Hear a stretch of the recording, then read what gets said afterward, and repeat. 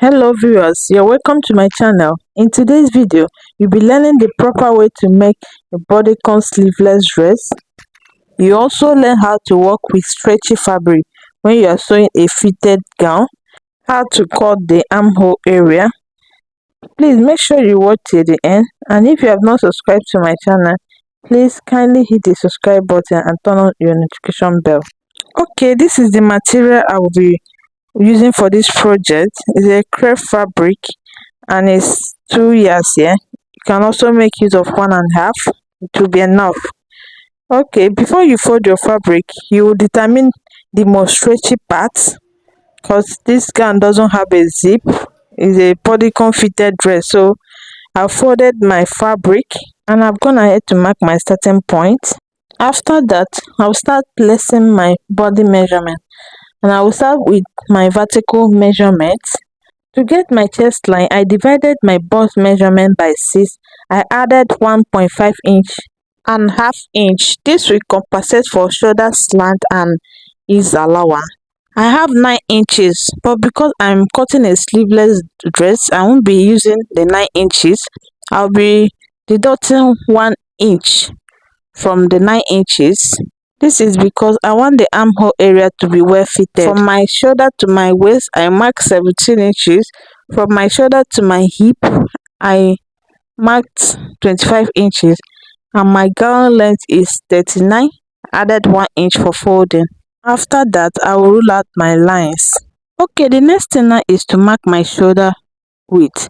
For my shoulder, I have 16 inches, but because it's a sleeveless dress, I'll be removing 2 inches from my shoulder. My shoulder is 16 minus 2, I have 14. So 14 divided by 2, I have 7 inches. So that's what I marked here.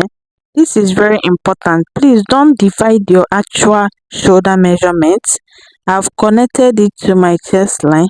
So the next thing now is to mark my neck depth. I use 5 inches. You can make it 6 inches if you want, but I'll be using 5 inches. Okay, added half inch. That's 5.5 inches. For my neck width, I use 4 inches. Please, it's very important you use 4 inches or 4.5 so that it will pass through your neck. Alright, so I will connect it like a U shape. I will mark 1 inch for my shoulder slope. This is for the front part. Alright, and I've connected it to my neck width. So what I have here, I will divide it by 2 to get the midpoint. I will come in by 1.5 inches. You can also make it 2 inches if you want it to be deeper, but 1.5 inches is enough for me. I've connected it to my shoulder slope, and I will divide my bust by 4 inches. I will mark it. Please, when you are working with a stretchy fabric, do not add any sewing allowance. If you add sewing allowance, it won't be fitted and you won't like the outcome. So I've connected my armhole. Alright, so I will divide my round waist by 4 and I marked it. I did not add any sewing allowance. Please remember not to add any sewing allowance when you are working with any stretchy fabric. My hip is 46 divided by 4. I marked what I have there. Okay, for my down part, that's my knee side, I will be deducting 8 inches from my actual hip circumference. So whatever I'm left with, I will divide it by 4 and I will place the measurement there. That's because I want the knee area to be well fitted. It's a pencil fitted gown, so you minus 8 inches. If you don't want it to be too tight at the down knee area, you can reduce only 6 inches. I will now cut it out the way you see me doing.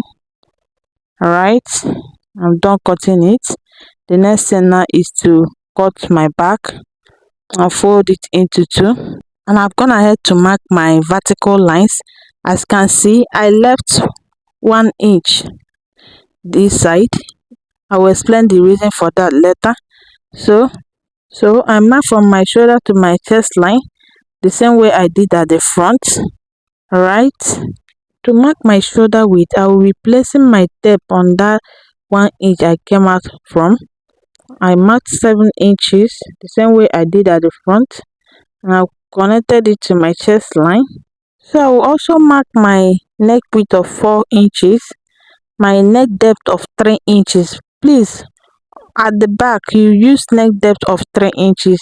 There is no zip on this gown, so you make it open so that your neck can easily pass through it.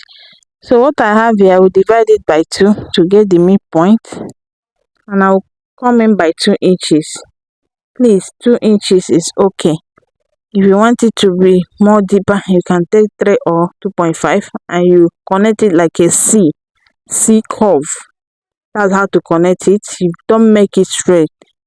You don't make it straight, please, so that it can give you that fitted nice shape at the back.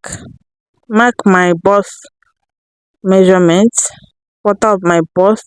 I'll place it here. No sewing allowance. No sewing allowance. I'm emphasizing on it because it's very important if you want it to be very fitted. So I've connected it. See how the armhole is looking like. I mark my waist, quarter of my waist, quarter of my hip. That's hip divided by 4. On my down part, that's my knee area, I will also do the same thing I did at the front. I will place my measurement there, and I will connect it straight to my hip. Alright, so for the center back, I will not be using zip, but I will be removing the zipper bulge as if I'm adding a zip. That's why I added that 1 inch. This is totally optional, but I like doing it this way, especially when I'm working with a thick crepe, and this will make your gown to be well relaxed and fitted at the back without any bulge. I will connect this to my hip. This is very important. If you are adding a zip, that's the same thing you would do, but I want to sew the back. I will connect it straight down to my hemline. So this 1 inch I came in with, I will be replacing it. I'll be adding one inch. Just add it from up straight down. Alright, I will connect it straight. After that, the next thing I will do now is to cut it out. Please make sure you subscribe to my channel if you have not subscribed, and turn on your notification bell for more videos. As you can see, I did not add any shoulder slants on the back shoulder. I don't want to add. You can add ½ inch if you want. Alright, so I will just trim everything off now. Just trim it off very well.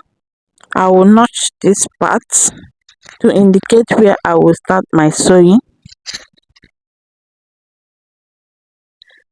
This is what I have when I was done cutting it. So I will now use my bias to turn the neckline. I use my black bias to sew it. I'll just sew it now and show you what I have. I've sewn it already. This is what you have.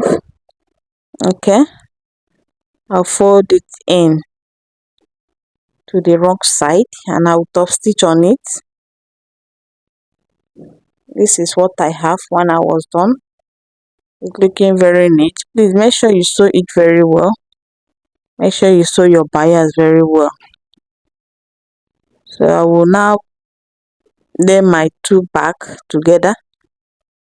I'll use my ½ inch allowance to close the back first. I'll sew the back and come back and show you what you have. I've sewn it. I'll remove my pins now and spread it out. Okay, make sure you iron it very well, please. It's very important. So I will place my front on top. I will go and stitch my shoulder. After stitching my shoulder, I will use 1/2 inch to close the two sides. I'll do it now and come back and show you the next thing you will do. Okay, I've closed the bust side. After that, I'll use my bias to turn my armhole. That's what you will do. Alright, just use your bias and finish up the armhole. I'll do it now. Thanks for watching.